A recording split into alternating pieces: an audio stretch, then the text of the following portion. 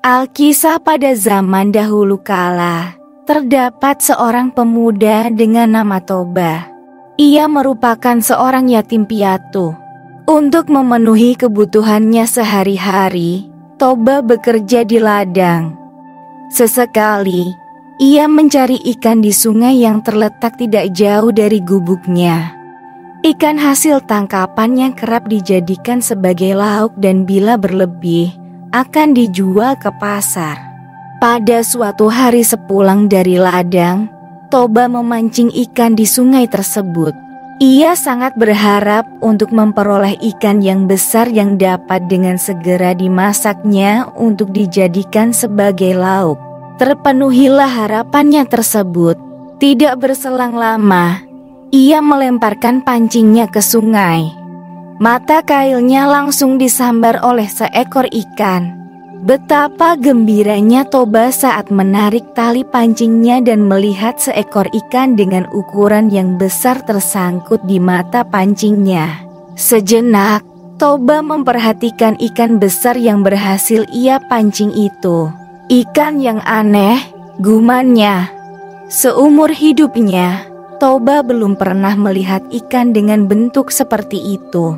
Warna ikan tersebut kekuningan dan sisik-sisiknya berwarna kuning keemasan serta berkilauan saat terkena paparan sinar matahari. Saat Toba melepaskan mata kail dari mulut ikan tangkapannya tersebut, tiba-tiba terjadi sebuah keajaiban yang sama sekali tak pernah ia duga. Ikan aneh dengan sisik berwarna kuning keemasan tersebut menjelma menjadi seorang perempuan yang manis dan elok parasnya. Toba terheran-heran ketika melihat keajaiban yang berlangsung di depan matanya itu. Ia hanya berdiri tak percaya dengan bola mata membulat serta mulut melongo. "Tuan," kata perempuan cantik jelmaan dari ikan kuning itu, "aku adalah makhluk kutukan dewa. Aku dikutuk karena telah melanggar larangan besarnya. Sudah ditakdirkan kepadaku bahwa aku akan berubah bentuk dan menyerupai makhluk apa saja yang memegang atau menyentuhku. Karena Tuan sudah memegangku, maka aku pun berubah menjadi manusia. Seperti Tuan ini," kata perempuan itu. Toba lantas memperkenalkan namanya. Begitu juga dengan perempuan berwajah cantik itu. "Namaku Putri, Tuan." Toba lalu memikirkan sesuatu dan menjelaskan pemikirannya tersebut kepada Putri. Pemikirannya ialah untuk memperistri Putri karena Toba sangat terpesona dengan kecantikan si perempuan jelmaan ikan itu. "Bersediakah engkau menikah denganku?" tanya Toba setelah pembicaraannya beberapa saat. "Baiklah, aku bersedia, Tuan. Selama Tuan bersedia juga untuk memenuhi satu syarat yang akan kuajukan," jawab Putri. "Syarat apa yang engkau inginkan? Sebutkanlah, aku pasti akan memenuhinya. Permintaanku hanya satu. Pastikan bahwa Tuan dapat menutup rapat-rapat rahasiaku. Jangan sekali-kali Tuan menyebutkan bila aku adalah seekor ikan. Bila Tuan menyatakan kesediaan Tuan untuk menjaga rahasia ini, aku bersedia menjadi istri Tuan." "Baiklah, aku berjanji akan menutup dengan rapat rahasimu ini. Rahasia ini akan hanya kita ketahui berdua," kata Toba. Toba dan Putri pun akhirnya menikah. Pasangan tersebut hidup rukun dan berbahagia walau dalam kesederhanaan. Kebahagiaan mereka serasa kian lengkap dengan kehadiran buah hati mereka, seorang anak laki-laki yang diberi nama Samosir. Samosir tumbuh menjadi anak yang sehat dan memiliki tubuh yang kuat. Sayangnya, Samosir memiliki sifat yang pemalas dan agak nakal. Kehidupan Samosir sehari-harinya hanya tidur-tiduran. Ia seperti tak peduli dan tak ingin membantu sama sekali kerepotan ayahnya yang sibuk bekerja di ladang. Bahkan, Untuk sekadar mengantar makanan dan minuman untuk ayahnya pun, Samosir seringkali menolak bila diminta. Seandainya mau, Samosir akan melakukannya dengan malas-malasan dan wajah yang bersungut-sungut. Kian hari, kian bertambah malas kelakuan Samosir. Hal tersebut dikarenakan ibunya terus memanjakannya. Apapun yang diminta oleh Samosir akan selalu diusahakan oleh ibunya untuk dipenuhi. Samosir memiliki nafsu makan yang sangat kuat. Jatah makanan sehari untuk sekeluarga dapat dihabiskannya dalam waktu sekali makan.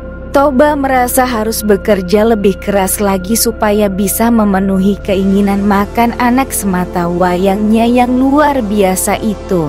Pada suatu hari, Samosir diminta ibunya untuk mengantarkan makanan dan minuman untuk ayahnya yang sedang bekerja di ladang.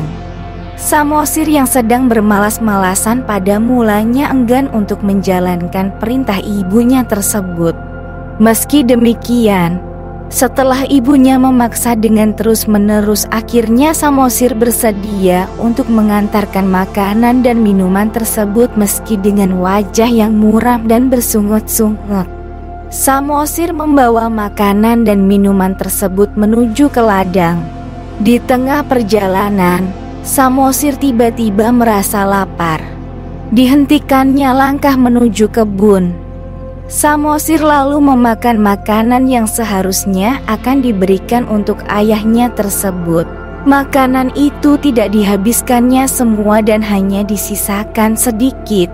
Dengan makanan dan minuman yang tersisa sedikit itu, Samosir lalu melanjutkan perjalanannya menuju ke ladang. Saat telah tiba di ladang, Samosir memberikan makanan dan minuman yang tinggal sedikit itu untuk ayahnya. Toba yang sudah sangat merasa lapar karena bekerja keras sejak pagi langsung membuka bekal dan sangat ingin memakannya. Terperanjatlah Toba ketika melihat makan siang untuknya sudah tinggal sedikit. "Mengapa jatah makanan dan minumanku tinggal sedikit?" tanya Toba dengan raut wajah marah. Dengan wajah yang polos seolah tak melakukan kesalahan, Samosir menjawab, "Tadi di jalan aku tiba-tiba merasa sangat lapar, ayah. Maka dari itu, jatah makanan dan minuman ayah itu sudah kumakan sebagian. Akan tetapi, tidak semua kuhabiskan, bukan? Masih ada sedikit makanan dan minuman untuk makan siang ayah." "Dasar anak yang tidak tahu diuntung," makian Toba kepada anaknya. Kemarahan Toba seketika kian meninggi. Serasa tak dapat lagi ia bersabar dan menahannya. Umpatan Toba pun seketika itu meluncur. "Dasar kau, anak keturunan ikan."